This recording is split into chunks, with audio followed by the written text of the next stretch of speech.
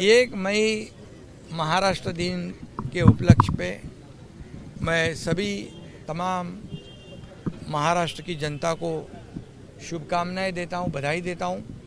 आज यहाँ पर हुतात्मा चौक है। इन्हीं हुतात्माओं ने महाराष्ट्र के लिए, अपने भूमि के लिए अपना बलिदान दिया है। उनको मैं विनम्र अभिवादन करता हूं और उनको अभिप्रेत जो काम है राज्य सरकार के माध्यम से सर्व सामान्य आम आदमी जो है वो मुख्य प्रवाह में आना चाहिए।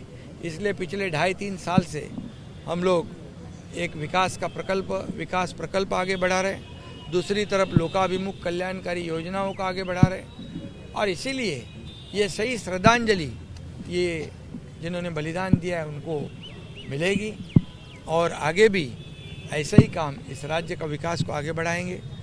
आज मोदी जी भी मुंबई में आए थे।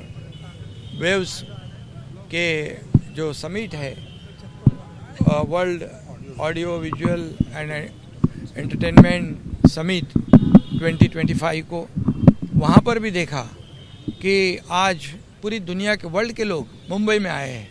मुंबई का महत्व क्या है वो आज लोगों को, पूरे दुनिया को दिखेगा और मैं धन्यवाद देता हूँ मोदी जी को, क्योंकि उन्होंने पहले कहा था कि मुंबई को ग्लोबल फिनटेक हब बनाएंगे, मुंबई को पावर सेंटर बनाएंगे और इसी का एक पहला कदम ये आज उन्होंने रखा है, क्योंकि ये पहली बार इतना बड़ा समिट हो रहा है और उसमें कई जो मीडिया है, एंटरटेनमेंट है, उसके अनेक रूप दिखाई पड़े और इसलिए ये बहुत बड़ी इंडस्ट्री है।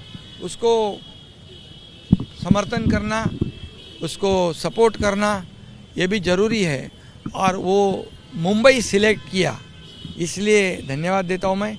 मुंबई अभी सिर्फ भारत के नहीं, पूरी दुनिया के नक्शे पे मुंबई दिखेगी, मुंबई चमकेगी, मुंबई का महत्व जो है बढ़ेगा।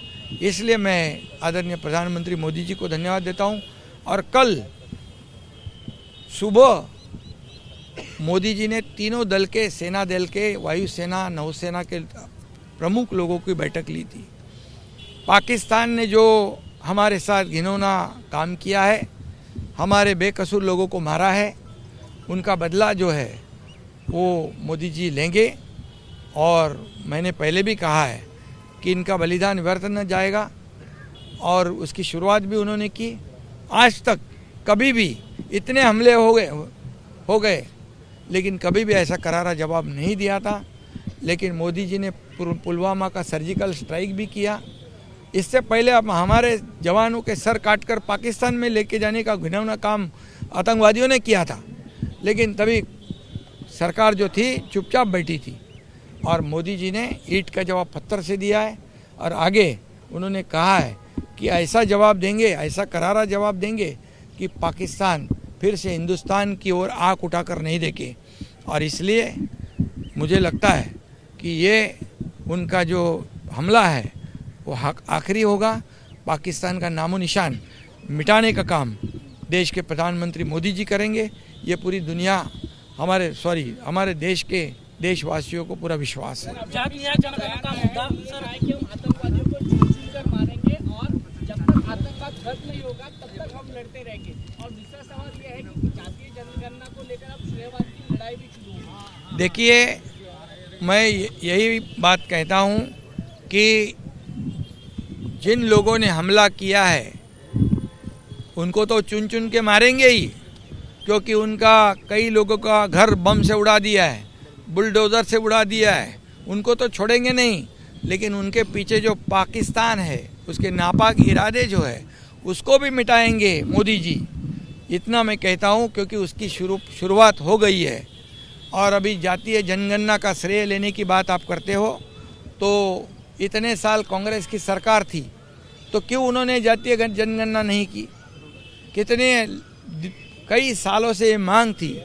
आज़ादी के बाद पहली बार ये निर्णय प्रधानमंत्री मोदी जी ने लिया है। आज हर जाति को न्याय मिलेगा, हर समाज को न्याय मिलेगा।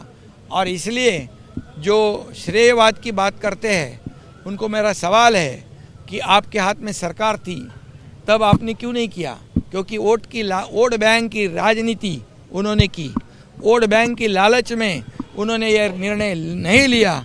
इसलिए विपक्ष के नेता राहुल गांधी जी को मेरा सवाल है कि जब आपके हाथ में सत्ता थी, पावर थी, सरकार था, तब आपने क्यों नहीं किया? तभी भी मांगे पूरी देश में से लोग, देशवासी कर रहे थे।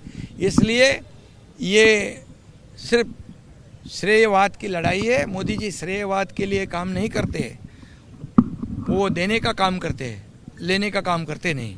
और सामने जो आरोप करते हैं वो लेने का काम करते हैं, देने का काम उनको मालूम नहीं। इसलिए मैं इतना ही कहूँगा, ये 140 करोड़ जनता का श्रेय है। For exclusive and insightful videos, subscribe to our new channel ABP Live Premium.